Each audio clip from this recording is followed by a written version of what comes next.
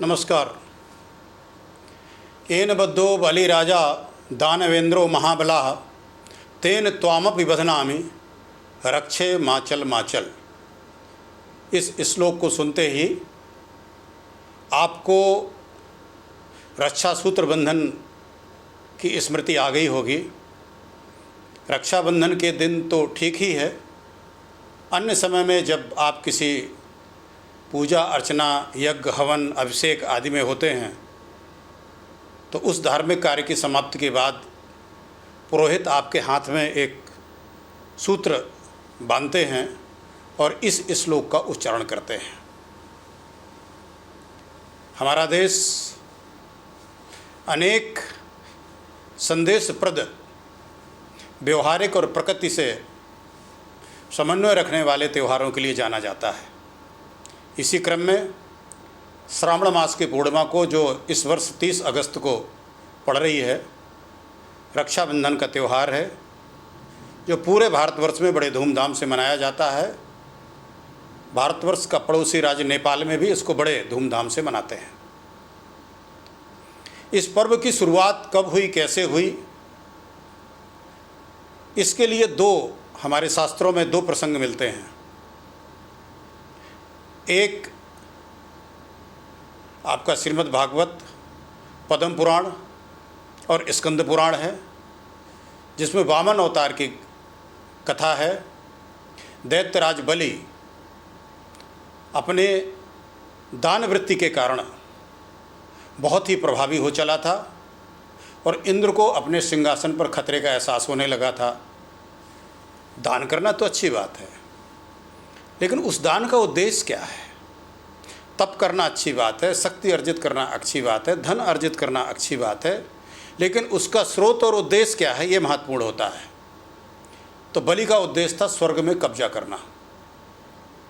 इससे इंद्र बहुत ही घबरा गया और उसके इस उद्देश्य को जान करके भगवान विष्णु ने अदिति के गर्भ से वामन अंगल के बालक का अवतार लेकर के बलि के यहाँ गया और अपने लिए 3 पग भूमि की याचना की। बलि ने सहर्ष उनकी याचना स्वीकार की, लेकिन भगवान ने विशाल रूप धारण करते हुए, विराट रूप धारण करते हुए अपने 2 कदमों में ही आकाश और पाताल को नाप लिया और तीसरे कदम के लिए उन्होंने जगह मांगी कि बलि अब मैं ये पैर कहाँ रखूँ।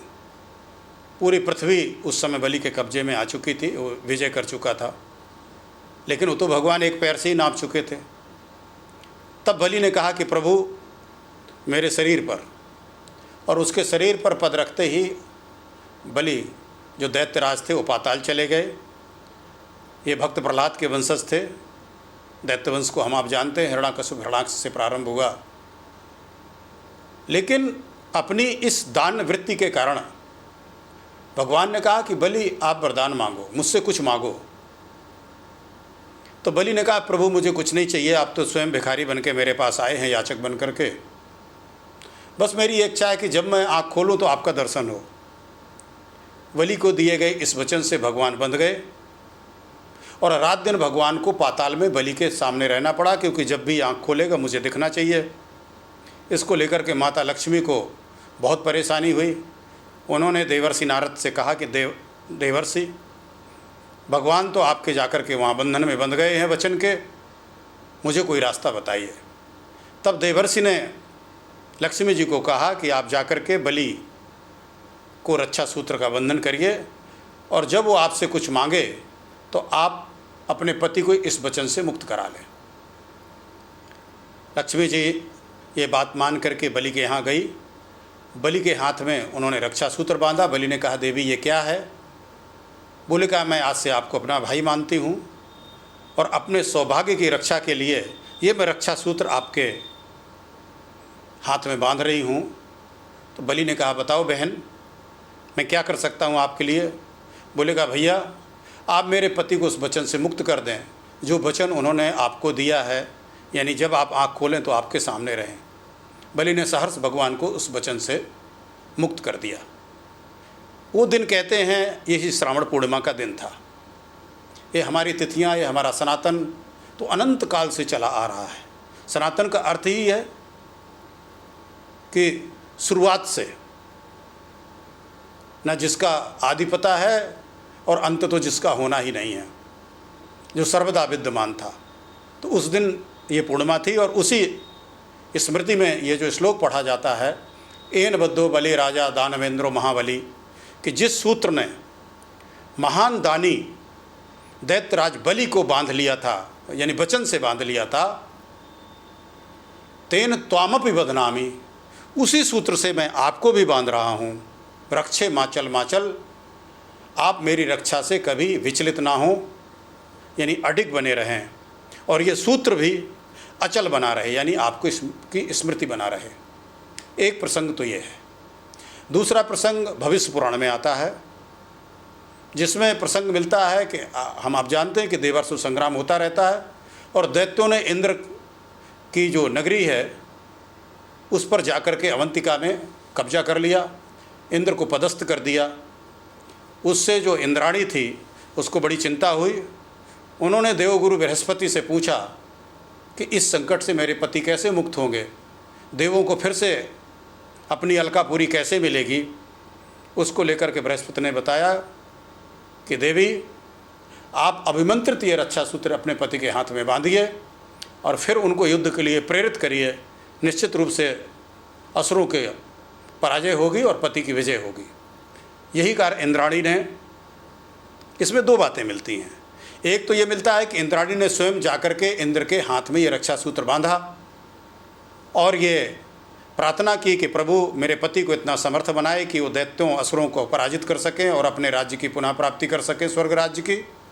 दूसरा ये आता है कि बृहस्पति ने स्वयं जाकर के, चूँकि बृहस्पति आचार्य हैं देवों के, जैसे शुक्राचार्य जी दैत्यों के आचार्य हैं, दोनों बड़े संबंधी भी हैं, बृहस्पति के भतीजे हैं शुक्राचार्य जी। तो ये दोनों प्रसंग मिलते हैं। अब कई बार ये प्रश्न हो सकता है कि सब पत्नी ने पति के राखी कैसी बांधी, इंद्राणी तो पत्नी है। सामान्य जनता को ये पता है कि रक्षाबंधन का त्यौहार तो भाई बहन के बीच का त्यौहार है, ऐसा नहीं है। ये सामान्य जानकारी में ऐसा आता है क्योंकि ज़्यादातर बहनें भाइयों के हाथ में रक्षा सूत्र बांधती हैं। लेकिन इसका सीधा संबंध ये है कि जिसके हाथ में रक्षा सूत्र बांधा जाता है उसके लिए प्रार्थना और शुभकामना की जाती कि हे प्रभु, जिसको मैं ये रक्षा सूत्र बांध रहा हूँ उसको इतना शक्तिशाली बनाइए, उसको इतना समर्थ बनाइए कि वो हमारी रक्षा करने में समर्थ हो। और जिस व्यक्ति के रक्षा सूत्र बांधा जाता है उस व्यक्ति से अपेक्षा होती है कि किसी भी संकट काल में वो हमारी रक्षा करे।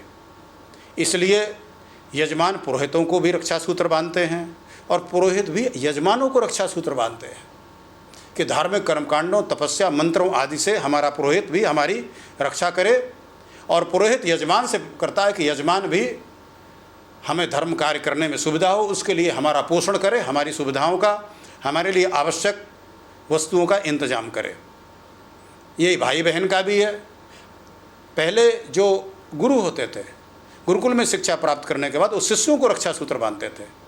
उसके पीछे उनका ये था कि मेरा शिष्य जाकर के गुरु की मर्यादा की रक्षा करे, यानी उसने जो सीखा है यहाँ पर आश्रम में रह कर के, उस ज्ञान, उस शिक्षा, उस संस्कार का प्रचार प्रसार सामान्य जन में करे और इस आश्रम की, इस गुरुकुल की और स्वयं गुरु की मर्यादा की रक्षा करे।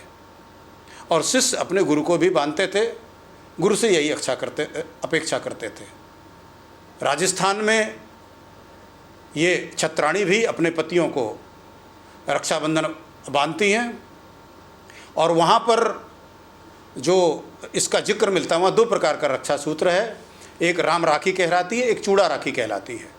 जो राम राखी है उसमें एक फुंदना पीला सा लगा रहता है, ये भगवान को बांधी जाती है। हमारे यहाँ भी अभी जब रक्षाबंधन होगा तो सब लोग अपने भगवान को राखी बांधते हैं। कुछ लोग उनके पास जो अस्त्र शस्त्र हैं, तलवार, भाला, बंदूक, पिस्तौल, रिवाल्वर है, उनको भी राखी बांधते हैं क्योंकि वो हमारी रक्षा के लिए तो रखे हुए हैं। तो राजस्थान में देवताओं को ऐसे राखी बांधी जाती है, जैसे राम राखी कहते हैं। राम भगवान का नाम है, ब्रह्म का नाम है, सभी देवताओं के लिए राम शब्द प्रयोग होता है, मर्यादा पुरुषोत्तम राम से लेकर के। और एक चूड़ा राखी होती है जो महिलाओं की चूड़ियों में बांधी जाती है कि वो अपने चूड़ियों की लाज की रक्षा करें, यानी कोई ऐसा आचरण हमारी देवियाँ, हमारी महिलाएं ना करें जिससे कि उनकी मर्यादा भंग हो, वो अपनी मर्यादा की रक्षा करें। और वो राजपूतानियाँ पहले जब राजपूत युद्ध में जाते थे उनका तिलक करती थी और उनको भी रक्षा सूत्र बांधती थी, शुभकामनाएं करती थी कि परमात्मा आपको इतना शक्तिशाली बनाए कि आप हमारी, अपने परिवार की, अपने वंश की, अपने राज्य की, अपने जनता की रक्षा करने में समर्थ हों। उत्तरांचल और भारत के विभिन्न भागों में, जिसमें महाराष्ट्र है, केरल है आपका, यानी दक्षिण भारत के ज़्यादातर जो है राज्य हैं, उड़ीसा है, वहाँ पर इसको अवनी अवित्तम नाम से जाना जाता है। और इसको श्रावणी पूर्णिमा तो यह है, श्रावण की पूर्णिमा श्रावणी पूर्णिमा कहते हैं। इसमें जो यजुर्वेदी ब्राह्मण हैं वो अपने यज्ञोपवीत परिवर्तित करते हैं, नदियों में स्नान करते हैं, समुद्र में स्नान करते हैं, और दक्षिण में तो समुद्र में इस दौरान स्नान करके नारियल प्रवाहित करने की परंपरा है। तो ऐसे समय में समुद्रों के तट नारियल से भर जाते हैं और ये अपना यज्ञोपवीत उस दिन बदलते हैं, और ये ब्राह्मणों के लिए बहुत ही पवित्र त्यौहार माना जाता है। वैसे आप लोगों ने पढ़ा होगा कि इसको ब्राह्मणों का ही त्यौहार कहा गया। क्यों? क्योंकि एक समय ऐसा था वैदिक काल में और काफ़ी बाद तक, और यहाँ तक अभी तक भी, कि ब्राह्मण भारतीय संस्कृति की रक्षा के एक तरह से सूत्रधार होते थे, और वो शेष समाज से अपेक्षा करते थे कि शेष समाज उनकी सुरक्षा की जिम्मेदारी ले, उनके पालन पोषण भरण पोषण की जिम्मेदारी ले, जिससे वो पूरा जीवन धर्म की रक्षा, संस्कृत के प्रचार प्रसार और संस्कारों के परिवर्धन में लगा सकें। इसलिए वो अपने यजमानों को रक्षा सूत्र बांधते थे। अमरनाथ की जो यात्रा है वो भी गुरु पूर्णिमा से प्रारंभ होकर के श्रावणी पूर्णिमा के दिन समाप्त होती है, और इस दिन जो शिवानी शिवलिंग है, हिमानी शिवलिंग है शिव जी का, वो पूर्ण आकार को प्राप्त होता है। तो इस तरह से विभिन्न प्रांतों में अलग अलग ढंग से, अलग अलग नाम से इस त्यौहार को बनाया जाता है। ये हिंदुओं में भी, और हालांकि हिंदुओं की एक शाखा जैन भी है, तो उसमें भी एक विष्णु कुमार नाम के मुनिराज ने 700 जैन मुनियों की रक्षा की थी। उस दिन भी ये श्रावणी महापर्व था, और जिस दिन इंद्र को विजय प्राप्त हुई वो भी पूर्णिमा का दिन था, और जिस दिन भगवान विष्णु बलि के बंधन से मुक्त हुए, वामन भगवान के रूप में जो गए थे, 5वां अवतार जो विष्णु का है, इसके बाद भगवान परशुराम जी का है 6ठा अवतार, तो वो भी श्रावण पूर्णिमा का ही दिन था। मेवाड़ की रानी कर्मवती की कहानी आप लोगों ने पढ़ी होगी, जिन पर एक बार जब बहादुर शाह ने आक्रमण किया और वो मुकाबला करने में अपने को सक्षम नहीं पा रही थी उसकी सेना के सामने, तो उन्होंने हुमायूं को राखी भेजी थी, और हुमायूं ने आकर के वहाँ पर महारानी की रक्षा की थी। यानी विदेशियों ने भी, जिनके यहाँ ये धर्म नहीं मनाया जाता, विपरीत पंथ वालों ने भी इस धर्म की महत्ता को जानते हुए उसका पालन किया था। भगवान कृष्ण को द्रौपदी ने राखी बांधी थी, उन्हें बहन मानते थे। शिशुपाल को एक बार वध किया था चक्र सुदर्शन से, तो चक्र को पहले हाथ में घुमाने में भगवान की उंगली कट गई थी, जो अपनी साड़ी का छोर फाड़ करके द्रौपदी ने भगवान कृष्ण को बांधा था, और भगवान कृष्ण ने वचन दिया था कि बहन मैं सर्वदा आपकी रक्षा करूंगा। और चीरहरण का प्रसंग आपके सामने है, जिसमें भगवान श्री कृष्ण ने द्वारिका से आकर के द्रौपदी के चीर को बढ़ाया था। कुंती ने अभिमन्यु को, जो पौत्र थे, उसको भी राखी बांधी थी। कुंती ने, पौत्र नहीं प्रपौत्र थे, हाँ अभिमन्यु पौत्र थे, अर्जुन के लड़के थे, पौत्र थे कुंती के। जिस दिन कोई राजा नहीं था, पांडव नहीं थे, अर्जुन बाहर गए हुए थे और चक्र व्यूह की रचना की थी कौरवों ने, उस दिन अभिमन्यु जाकर के रक्षा कर सके पांडवों की मर्यादा की, इसके लिए उन्होंने भी राखी बांधी थी। महाभारत में प्रसंग मिलता है कि युधिष्ठिर ने एक बार श्री कृष्ण से कहा था कि प्रभु ये जो बार बार संकट पांडवों के ऊपर आए, इससे मुक्ति कैसे हो। इसके लिए कृष्ण ने कहा था कि युधिष्ठिर आप रक्षा सूत्र के पर्व को मनाइए, एक दूसरे को रक्षा सूत्र बांधिए, आप सभी संकटों से मुक्त होंगे। और हमें पता है कि कभी भीम ने पांडवों को जब उनका वनवास और अज्ञातवास था उस संकट से मुक्ति दिलाई, तो यक्ष से कभी युधिष्ठिर ने उस संकट से मुक्ति दिलाई। अर्जुन ने खांडव वन में लगी हुई आग से सबकी रक्षा की। यानी समय समय पर सभी पांडव इस आपस में अपने परिवार की रक्षा करने में समर्थ हुए। ये रक्षाबंधन का ही महत्व था। एक और प्रसंग मुझे याद आता है, हालांकि बहुत से इतिहासकार इस बात को नहीं मानते कि सिकंदर कभी भारत आया भी था, लेकिन जो मानते हैं वहाँ पर एक प्रसंग ये भी आता है कि सिकंदर की पत्नी को ये पता था कि हिंदुस्तान में रक्षा सूत्र को कितना महत्व दिया जाता है, और इसलिए उन्होंने महाराजा पुरु को रक्षा सूत्र भेजा था। और एक बार सिकंदर महाराजा पुर की तलवार के नीचे आ गया, लेकिन पुर को पता था कि मुझे रक्षा सूत्र मिला है, इसकी पत्नी की तरफ से मैं इसका वध नहीं करूँगा, और नहीं किया, और पुरु को सिकंदर ने बंदी बना लिया। बंदी बनाने के बाद आपको पता है, जब उसने पूछा कि क्या व्यवहार किया जाए आपके साथ, पुरु ने बड़ी ठसक से जवाब दिया, जैसे एक राजा राजा के साथ करता है। और जहाँ आम्भी आदि ने समर्पण कर दिया था उसके सामने, उनकी वफादारी को ख्याल न रखते हुए सिकंदर ने अपने जीते हुए सारे राज्य का संचालन पुरु के हाथों में दिया, क्योंकि सिकंदर को पता था कि ये व्यक्ति है जो वचन का पालन करता है। भला ऐसा कौन व्यक्ति होगा जो इस तरह के व्यक्ति को अपना राज्य सारा सौंप करके जाए। ये भी रक्षा सूत्र का महत्व था, क्योंकि पुरु ने उस रक्षा सूत्र के वचन का पालन करते हुए सिकंदर को मारने से परहेज किया था, उसका वध करने से परहेज किया था। तो इस प्रकार से ये जो त्यौहार है हमारा, ये बहुत ही प्रसिद्ध है। आप देखते होंगे कि राष्ट्रीय स्वयंसेवक संघ भी इस अवसर पर अपने स्वयंसेवकों को आपस में भी रक्षा सूत्र बांधते हैं। लेकिन इसके पीछे जो संदेश है, ये स्मरण रखने की हमें आवश्यकता है। हालांकि स्वयंसेवक संघ के जो विभिन्न वरिष्ठ पदाधिकारी हैं, वो जगह जगह पर इसके लिए कार्यक्रम भी करते हैं और इसके महात्म को और संगठन शक्ति के महात्म को बताते हैं, राष्ट्र रक्षा के लिए, धर्म रक्षा के लिए प्रेरित करते हैं। आज सबसे बड़ा संकट जो हमारी बहनों के सामने है, हर भाई का कर्तव्य है कि अपनी बहनों की रक्षा करे। और जैसा कि मैंने कहा कि मुख्य रूप से इस त्यौहार को अब हम लोग भाई बहन का त्यौहार मानते हैं। बहनें भाई के टीका करती हैं, मिठाई खिलाती हैं।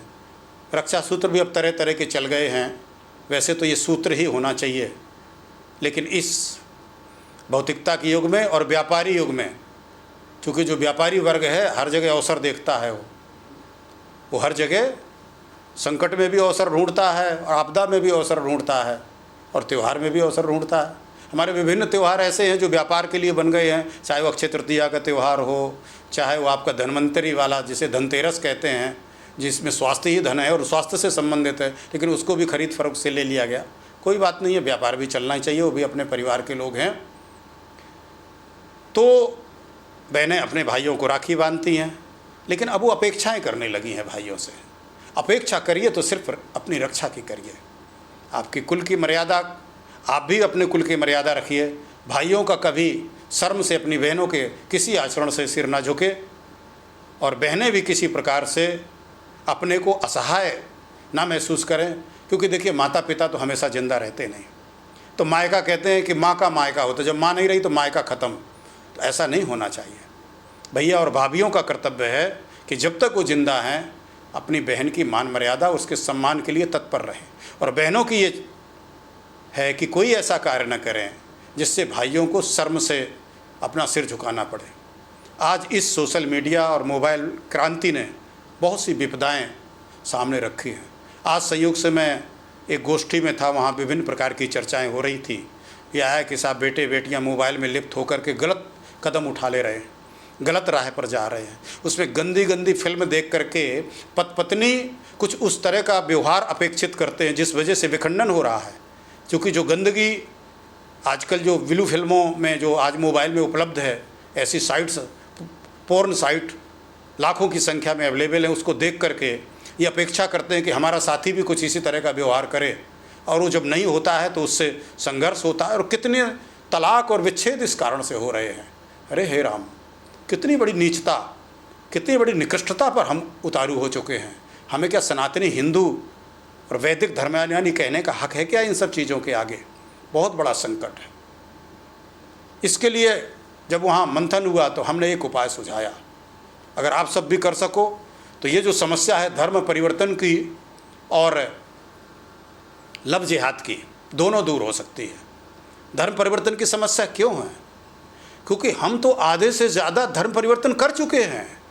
भले हमारे नाम हिंदू हों, भले ही हमारे काम और हिंदू का झंडा उठाएं, जय श्री राम बोलें, वंदे मातरम बोलें, हिंदू राष्ट्र की मांग करें, लेकिन हमारे क्या हैं?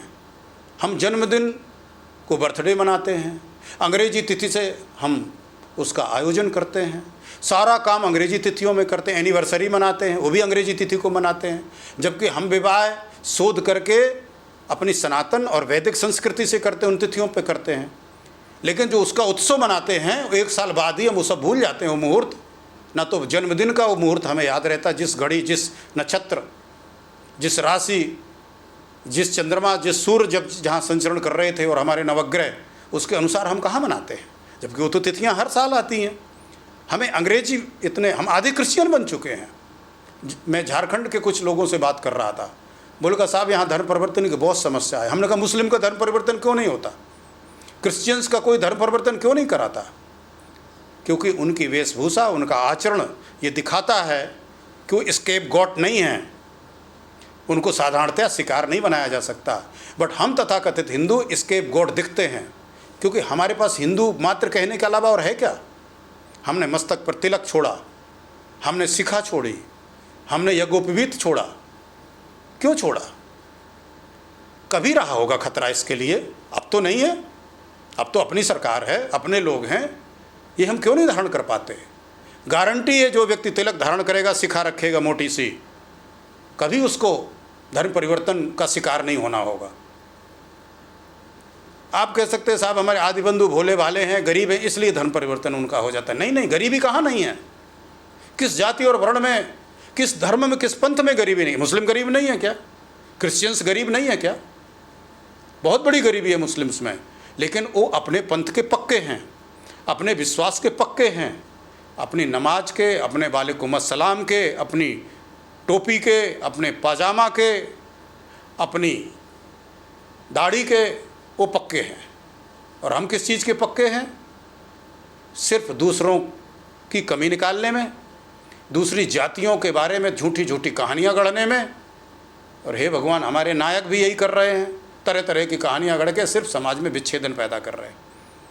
जिस दिन हमारा सनातनी समाज तिलक शिखा धारण करना शुरू कर देगा, यज्ञोपवीत तो अंदर रहता है, मस्तक पर भारी तिलक लगाएगा। और किसी लिंगायत का धर्म परिवर्तन कोई नहीं करा सकता, क्योंकि वो शिवलिंग धारण करते हैं, मस्तक पर तिलक लगाते हैं, नहीं करा सकता। किसी साधु संत का धर्म परिवर्तन आपने देखा है क्या? क्या साधु गरीब नहीं है हमारे, भिक्षा मांगते घूम रहे हैं, उनका धर्म परिवर्तन नहीं हो रहा है? क्यों?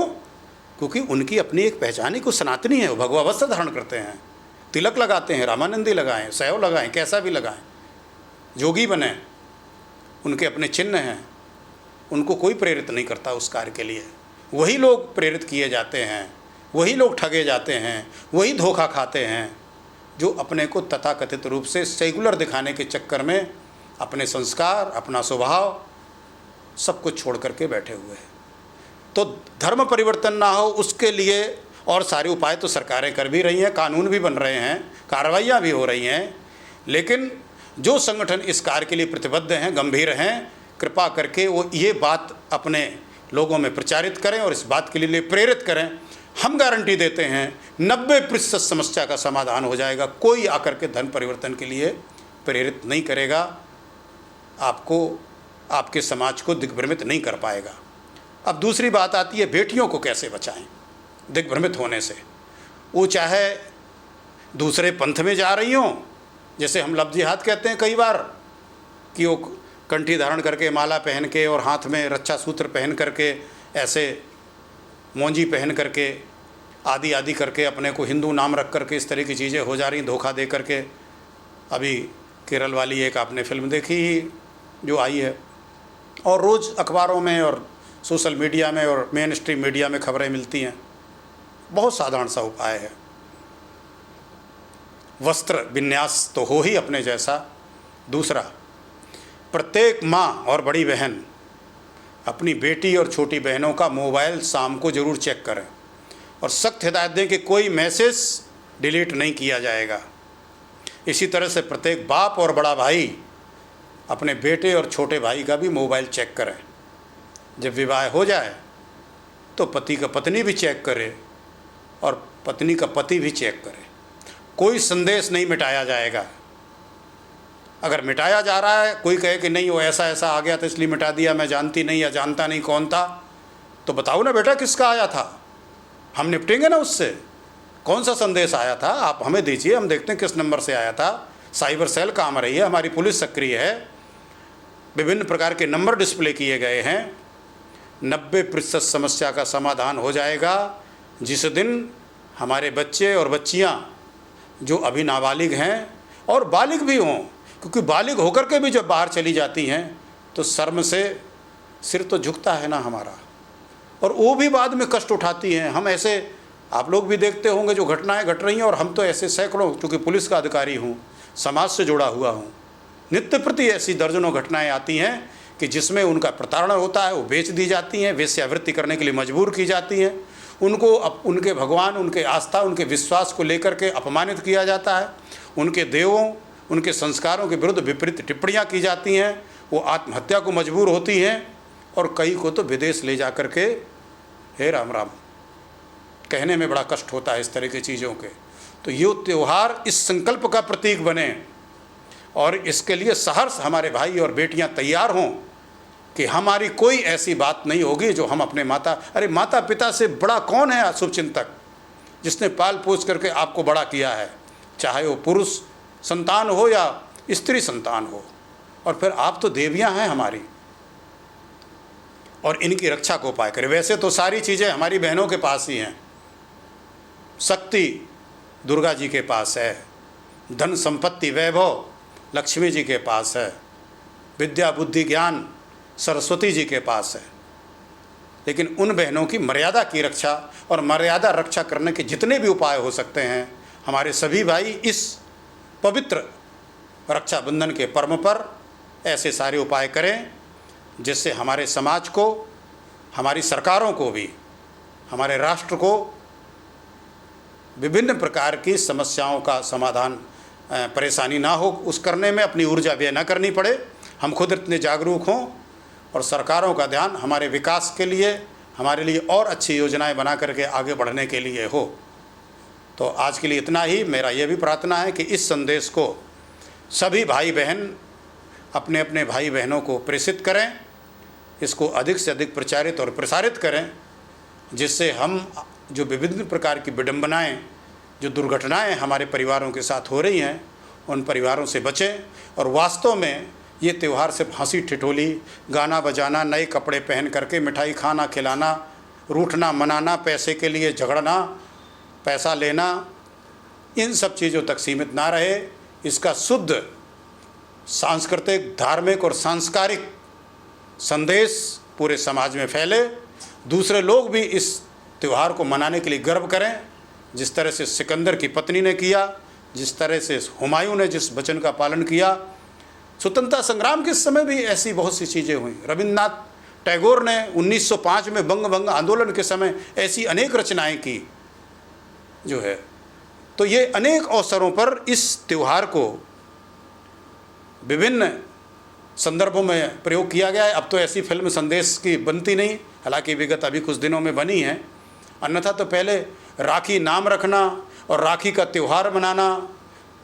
आप गाने तो आज सुनेंगे, भैया मेरे राखी के बंधन को निभाना, और तो इस तरह की सारी चीज़ें, बहना मेरी भैया को भूल मत जाना। आज बहनें छोटे मोटे किसी दो कौड़ी के छद्म प्यार करने वाले व्यक्ति के चक्कर में अपने भाई को, अपने परिवार को, अपने माता पिता को नीचा दिखाने से नहीं चूकती हैं। इस त्यौहार पर ऐसे संकल्प हों कि इस तरह की परिस्थिति हमारे परिवारों को ना झेलनी पड़े, और आप सभी को रक्षा पर्व की, श्रावणी पर्व की, रक्षा सूत्र की मर्यादा का संकल्प और शपथ देते हुए मैं अपनी ओर से हार्दिक शुभकामनाएं व्यक्त करता हूं। जय हिंद, जय भारत।